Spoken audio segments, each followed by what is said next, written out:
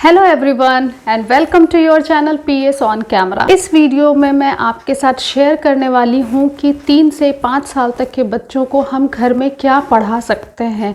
Actually क्या है कि जब से कोविड स्टार्ट हुआ है स्कूलिंग वगैरह घर से ही हो रही है और ऐसे में खास करके छोटे बच्चों के पेरेंट लाइक हमारे जैसे काफ़ी परेशान रहते हैं कि बच्चों को क्या पढ़ाएं, कितना पढ़ाएं और क्या क्या चीज़ें इस एज में आनी चाहिए।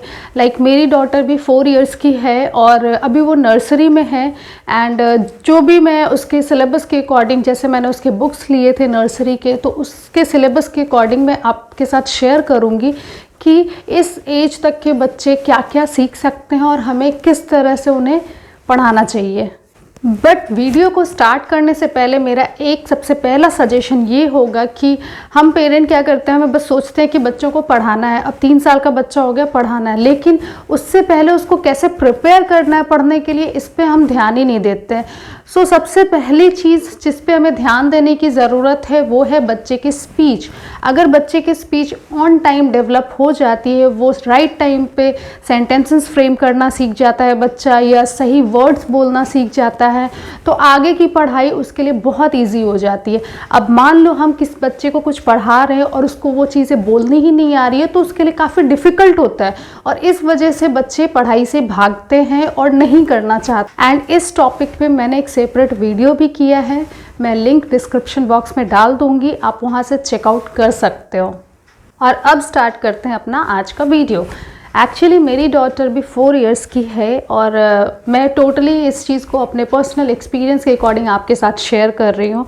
सो जो फर्स्ट थिंग है कि हमें पढ़ाई स्टार्ट करने से पहले बच्चों का एक रूटीन सेट करना बहुत ज़रूरी है कि एक टाइम फिक्स करके आप बच्चे को लेके ज़रूर बैठो कि इस टाइम पे पढ़ना ही है। सो धीरे धीरे बच्चे में ये हैबिट बन जाएगी कि ये टाइम मेरा पढ़ने का है। नेक्स्ट जो बहुत इम्पॉर्टेंट चीज़ है वो है रिवीजन। बच्चों का जो भी हम सिखाते हैं, लाइक हमने अल्फ़ाबेट सिखाया, ये बहुत बेसिक है, इसी से हम हर बच्चे की पढ़ाई स्टार्ट करते हैं।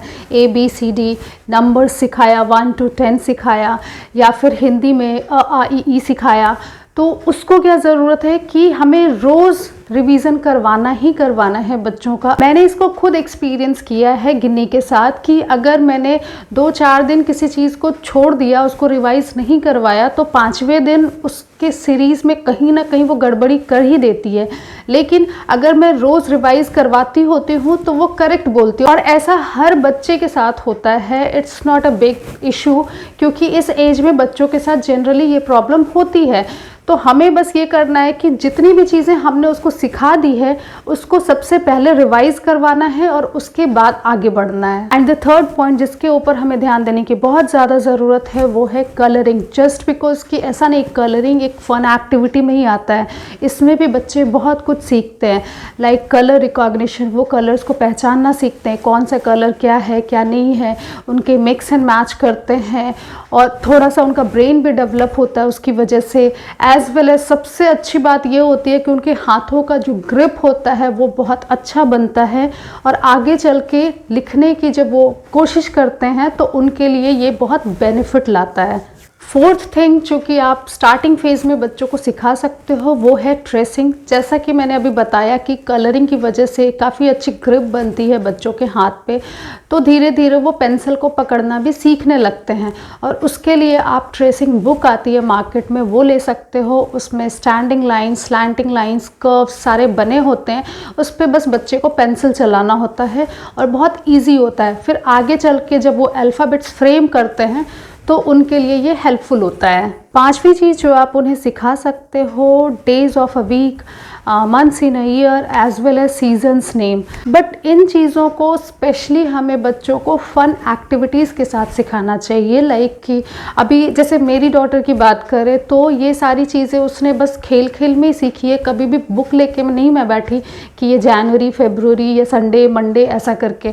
क्योंकि क्या होता था, जब मैं उसको पार्क लेके जाती थी और वहाँ पे जब वो झूले पे बैठी होती थी, एंजॉय कर रही होती थी, उस टाइम पे रिवीजन करवाती होती थी संडे मंडे ट्यूसडे, तो वो खेल खेल में ही सीख गई कि हाँ 7 डेज होते हैं वीक में और उसके नेम्स ये होते हैं। सेम जब उसने संडे मंडे सीख लिया, देन मैंने स्टार्ट किया जनवरी फरवरी। ऐसी बहुत सारी एक्टिविटीज़ के साथ आप कर सकते हो। लाइक ब्लॉक्स को लेकर आप सामने रख लो, उस पर जंप करके आप एक्टिविटी करो, वो भी है। एक बार ब्लॉक पे जंप किया संडे, नेक्स्ट ब्लॉक पे जंप किया मंडे। इस तरह से बच्चों को लगता है पढ़ाई नहीं हो रही है, मस्ती हो रही है, और वो उन चीज़ों को जल्दी सीख लेते हैं। जब मैंने उसको सीजन्स के नेम सिखाना शुरू किया तो फिर उसके पास जो टेंट हाउस है, मैंने उसको उसका होम बना दिया। और फिर थोड़े टाइम पे मैं कहती थी गिन्नी मुझे बहुत ठंड लग रही है, नाउ इट्स विंटर सीज़न, और वो समझ गई कि अभी सर्दी लगती है तो विंटर सीज़न है। ऐसे ही अभी मुझे बहुत गर्मी लग रही है, इट्स समर सीज़न, और फिर वो समझ जाती थी कि अभी समर सीज़न है। धीरे धीरे ऐसे गेम्स मैंने 3-4 दिन खेले, उसे पता चल गया कि ये सारे सीजन्स होते हैं, और ऐसे उसमें विंटर में स्वेटर्स पहनते हैं, समर में गर्मी लगती है, रेनी सीज़न होता है तो बारिश होती है। तो उसके लिए ईजी हो गया सीखना। एंड जो 6th पॉइंट है वो मेरे अकॉर्डिंग ये है कि हमें बच्चों के हिंदी, इंग्लिश, अल्फ़ाबेट्स, नंबर्स, इन सब के साथ साथ जनरल नॉलेज पे भी वर्क करना चाहिए। लाइक उन्हें जानना चाहिए अपने आसपास के बारे में, अपनी कंट्री के बारे में, यहाँ के प्राइम मिनिस्टर कौन है, प्रेसिडेंट कौन है। ये चीज़ें आप खेल खेल में बच्चों के साथ बातों बातों में उन्हें सिखा सकते हो। दूसरी चीज़, नेशनल बर्ड कौन है, नेशनल फ्लावर क्या है, ये सारी चीज़ें भी उनके साथ आप डिस्कस कर सकते हो। और धीरे धीरे 100% वो लर्न कर लेंगे, क्योंकि मैंने खुद गिन्नी को ये सारी चीज़ें आती है। उससे अभी इतनी बार मैं उसको रिवाइज़ करवाती हूँ।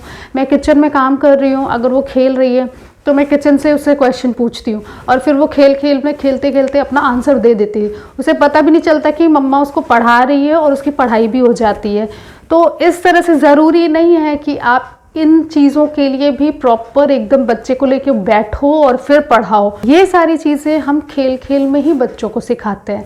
लाइक अगर सिलेबस की बात करें तो नर्सरी का जो सिलेबस है और जो बुक्स मिले हैं गिन्नी के, उसमें जनरल अवेयरनेस की एक बुक है जिसमें कि water animals, domestic animals, wild animals, flowers name, vegetables name, as well as fruits name, ये सारी चीज़ें भी प्रॉपर बुक में दी हुई हैं।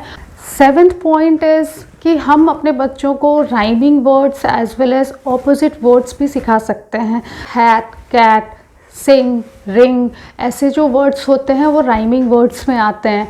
एंड ऑपोजिट वर्ड्स सिखा सकते हैं जो कि बहुत सिंपल, उनको black, white, up, down, tall, short, ये सब चीज़ें एक्टिविटीज़ के साथ अगर उनको हम सिखाएं तो आराम से वो सीख जाएंगे और उन्हें वो चीज़ें याद भी रह जाती हैं। 8th point is story telling, और ये हर बच्चे के लिए बहुत ज़्यादा हेल्पफुल है। इनफैक्ट जो बच्चे कम बोलते हैं उनके लिए तो बहुत ही ज़्यादा हेल्पफुल है। तो इस एक्टिविटी का सबसे बड़ा बेनिफिट ये है कि बच्चे वर्ड्स जानेंगे नए नए, एज वेल एज वो सेंटेंस फ्रेम करना सीखेंगे। सो ये हमें हर बच्चे के साथ ट्राई करना चाहिए, हर पेरेंट को ट्राई करना चाहिए, because it's a very important exercise for kids. The 9th point is to teach our kids basic etiquettes.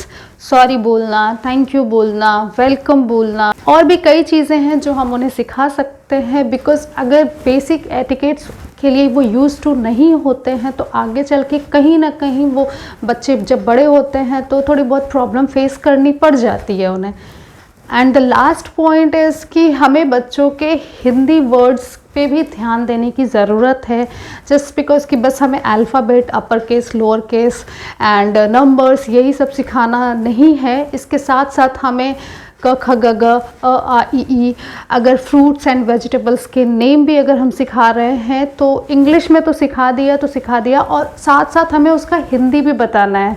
Like अगर पोटैटो है तो इसको हिंदी में आलू बोलते हैं, टमाटो है तो इसको टमाटर बोलते हैं। इससे क्या होगा कि जब वो 1 क्लास में जाएंगे या सीनियर क्लासेस में बढ़ेंगे तो उनके लिए प्रॉब्लम्स नहीं आएंगी कि अभी आलू को क्या बोलें, ये क्या चीज़ें हैं। सो ये था मेरा आज का video about pre school learning activity. हम घर में बच्चों को क्या क्या पढ़ा सकते हैं as per there syllabus. I hope कि आप लोगों के लिए हेल्पफुल रहा हो। एंड ऐसे ही और वीडियोज़ को देखने के लिए do subscribe my channel. Also hit the like button for this particular video. Press the bell icon for the notification. And also suggest me more topics in the comment box, so that कि in future मैं वो videos आपके लिए लेकर आ सकूँ। Bye bye.